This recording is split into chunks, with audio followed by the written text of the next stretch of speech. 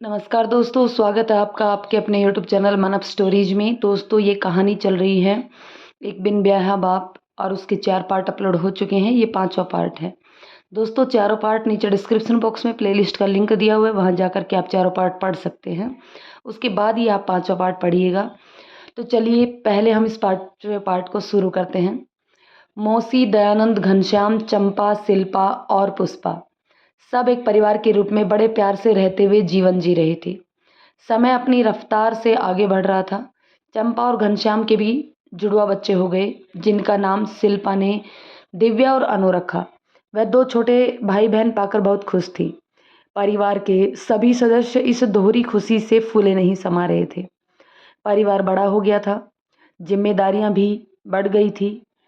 पुष्पा के स्कूल में ही एक साधारण अध्यापक जी का नाम अतुल पुष्पा के विचारों और गुणों से प्रभावित हो उन्होंने पुष्पा के सामने शादी का प्रस्ताव रखा, तो पुष्पा ने साफ इनकार कर दिया। उसने जब ये बात चंपा को बताई तो चंपा ने परिवार के सभी सदस्यों से बात की कि लड़का तो बहुत अच्छा है, क्योंकि दयानंद के घर आता जाता रहता था। सब उसे बहुत अच्छी तरह से जानते थे, स्वभाव से भी बहुत मिलनसार था और वो सबकी मदद करने वाला भी था। उसको वे सभी पिछले 3 सालों से जानते थे। देखने में सुंदर, मितभाषी, सबको बहुत पसंद था। वह बहुत अच्छे परिवार से भी था, तो सबने पुष्पा को बहुत मनाया उससे शादी के लिए। काफ़ी नानुकर करने के बाद आखिर वह शादी के लिए तैयार हो गई।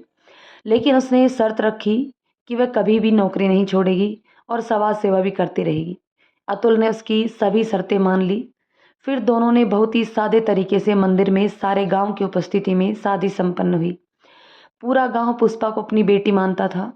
सबने शादी की खुशियों में शामिल हो वर वधू को आशीर्वाद दिया। अब तो दयानंद के परिवार में एक सदस्य और बढ़ गया था। कुछ दिन पुष्पा और अतुल अपने गांव में रहकर फिर वे दोनों अपनी नौकरी, स्कूल वापस आ गए।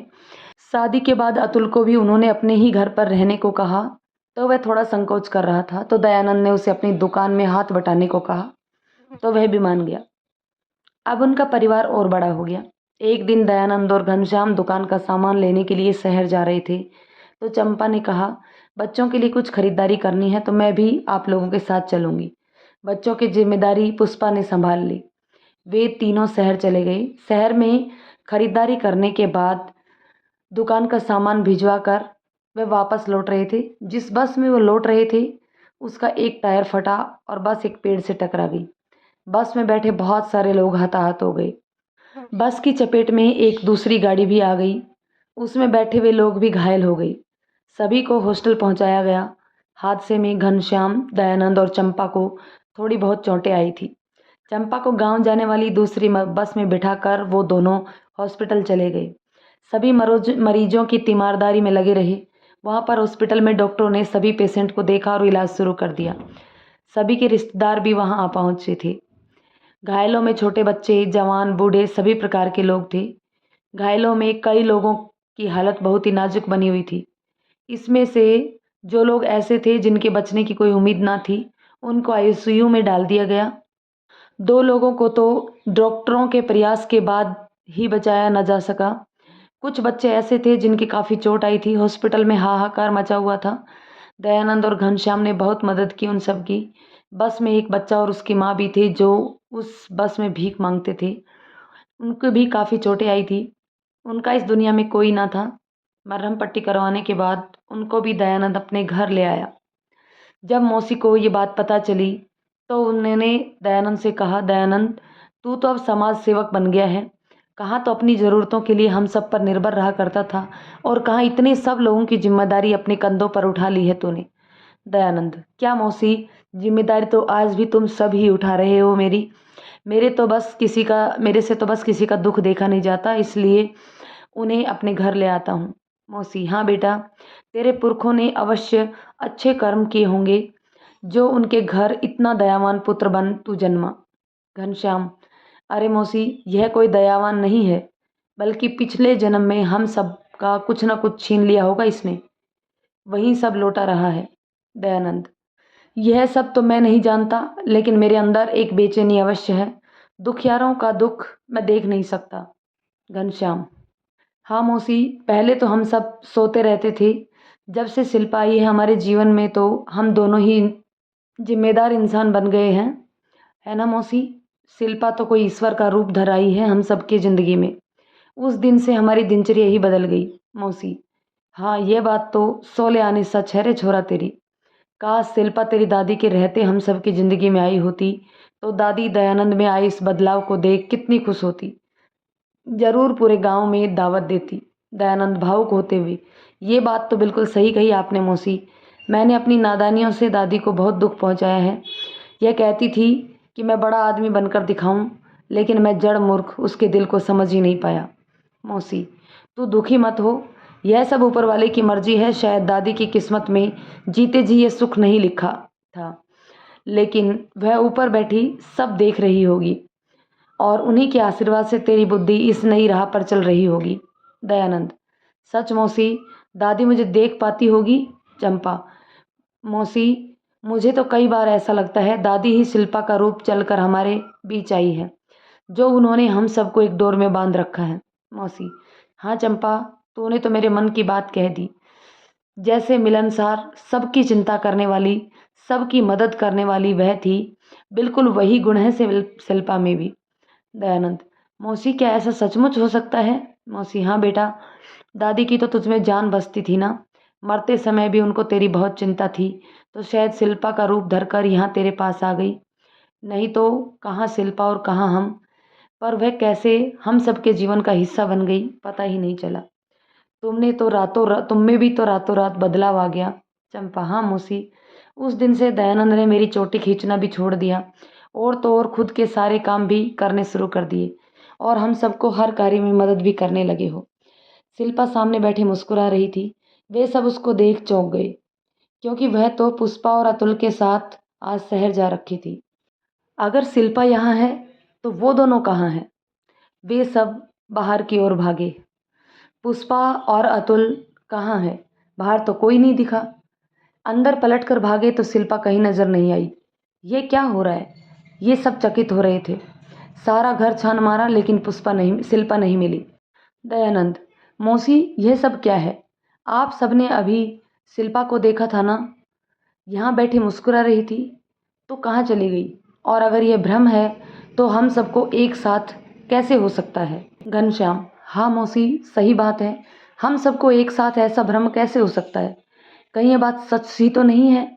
चंपा, हाँ हाँ, मुझे लगता है कि ये बात बिल्कुल सच है। मुझे तो कई बार ऐसा एहसास हुआ, लेकिन मैंने हर बार यह बात अपने दिमाग से झटक दी।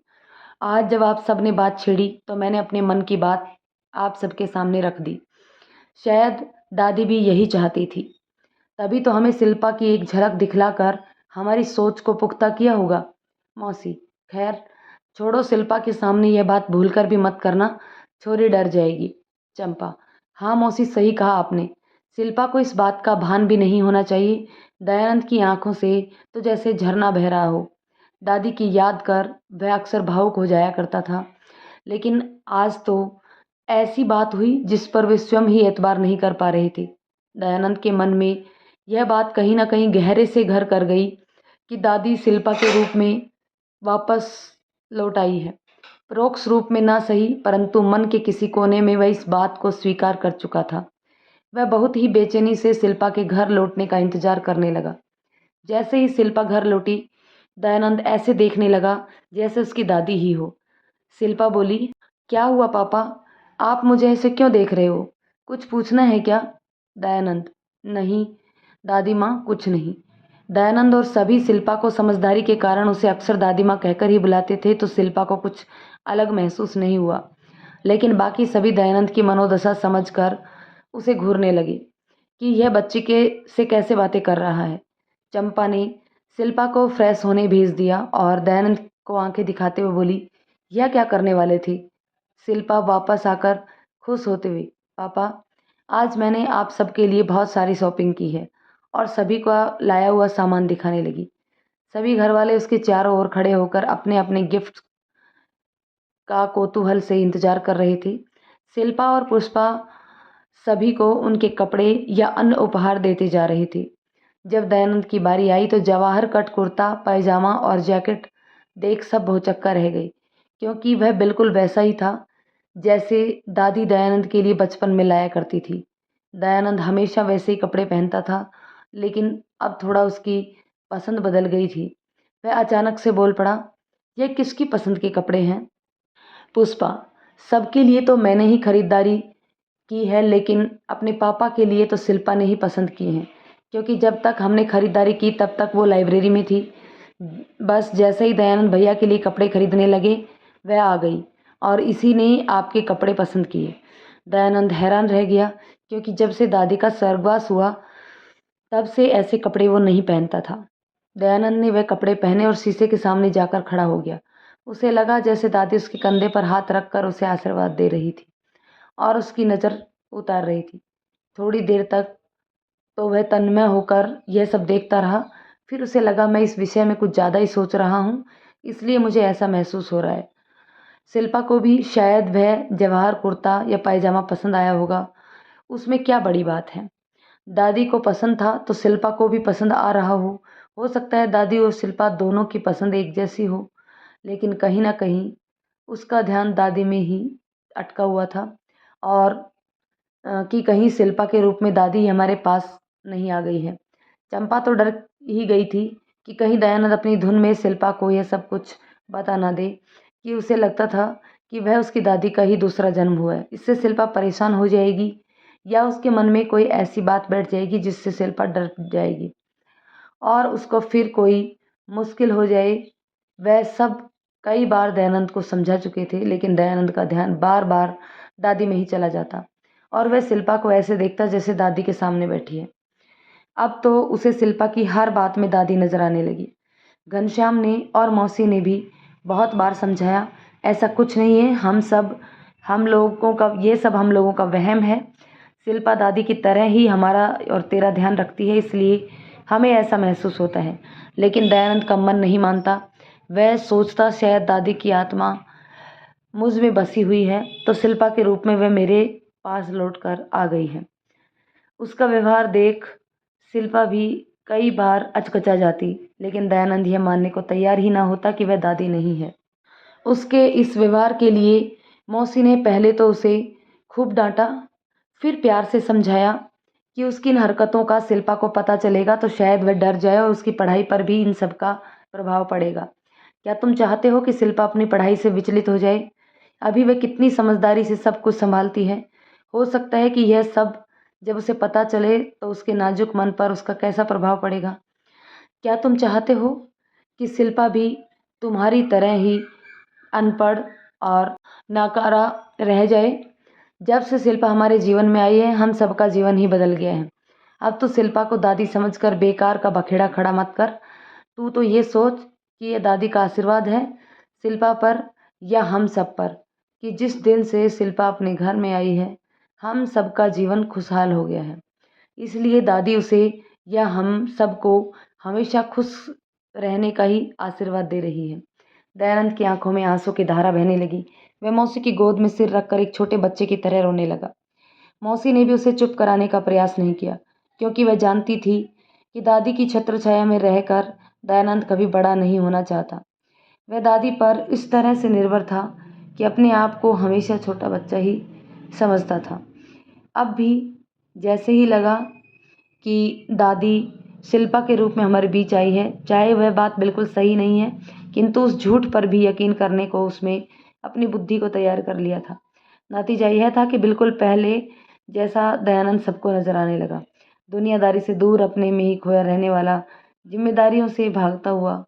मौसी नहीं चाहती थी कि दयानंद फिर से उसी हालात में पहुंच जाए, इसलिए उन्होंने उसे रोने दिया।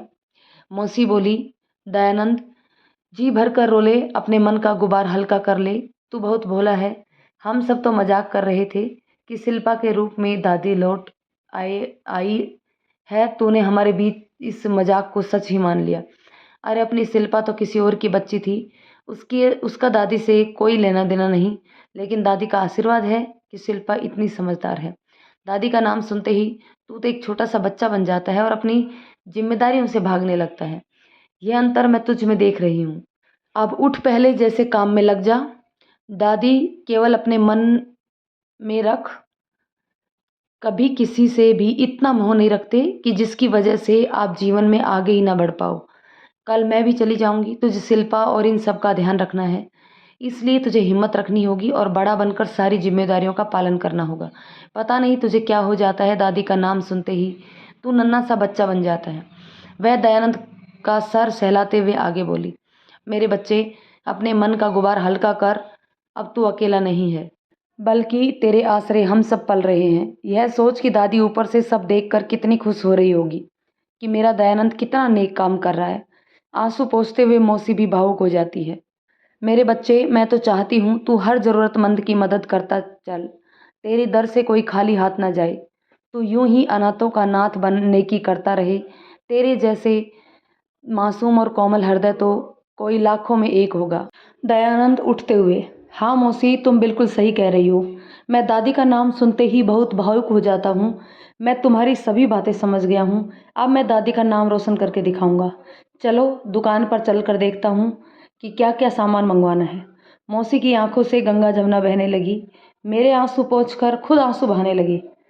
खबरदार जो रोई तो मुझसे बुरा कोई नहीं होगा, और तुमको मैं कभी मरने नहीं दूंगा, समझी ना। मौसी मंद मंद मुस्कुराते हुए, सदा खुश रहे मेरे बच्चे, ईश्वर तेरी हर बाधा दूर करे। मौसी देर तक जाते हुए दयानंद को देखती रहती है। समय पंख लगाकर उड़ान भर रहा था। शिल्पा ने 10वीं कक्षा में अपने पूरे जिले में टॉप किया था। उसका नाम सभी अखबारों में छपा था। उसके घर पर बधाइयाँ देने वालों की भीड़ लगी थी। मौसी, दयानंद, घनश्याम, चंपा और पुष्पा तो मानो 7वें आसमान पर पहुंच गए थे। दयानंद की आंखों में खुशी के आंसू छलछला रहे थे। मौसी उसे प्यार से डांटते हुए कह रही थी कि वह इतना भावुक ना हो। यह तो खुशी की बात है दयानंद। मौसी, आज तो मेरे पैर जमीन पर ही नहीं पड़ रहे। मेरी बच्ची ने न केवल हम सब का बल्कि पूरे गांव और जिले का नाम रोशन किया है। मौसी, हाँ छोरे, ये छोरी तो हम सबके पुण्यों का परिणाम है, जो जितनी सुंदर दिखने में है उससे कहीं ज़्यादा सुंदर गुणों में है। इसके भीतर तो साक्षात सरस्वती बसे है। नहीं तो हम सब अनपढ़ों के बीच कैसे इतनी बुद्धि इसमें आ गई कि छोरी ने हम सब का नाम रोशन कर दिया। धन्य भाग्य हमारे जो यह छोरी हमारे आंगन आई। कोई कसर नहीं छोड़ी छोरी को पढ़ाने में। इतने में पुष्पा वहाँ आ जाती है। घनश्याम, मौसी, यह सब पुष्पा और शिल्पा की मेहनत का फल है। पुष्पा ने पूछा, क्या बातें हो रही हैं मेरे बारे में? दयानंद, पुष्पा मेरी प्यारी बहन, आज तूने मेरी बच्ची को ना पढ़ाया होता तो वह इतने अच्छे नंबर ना ला पाती। तूने रात दिन मेहनत कर मेरी बच्ची के भविष्य की नींव पक्की कर दी। तेरा लाख लाख धन्यवाद। पुष्पा, क्या भाई, आप कब सुधरोगे? मेरा किया हुआ सब आपको याद है, और जो आपने हमारे साथ किया वह याद नहीं? हम सब अनाथों के नाथ हैं आप। तो दोस्तों, इस पार्ट को हम यहीं पे ख़त्म करते हैं। मिलते हैं नेक्स्ट पार्ट में। जब तक कमेंट करके आप बताइएगा कि आपको ये कहानी कैसी लगी। यदि कहानी पसंद आई हो तो लाइक शेयर करें। चैनल पर नए हैं तो चैनल को सब्सक्राइब जरूर कर लें। धन्यवाद दोस्तों।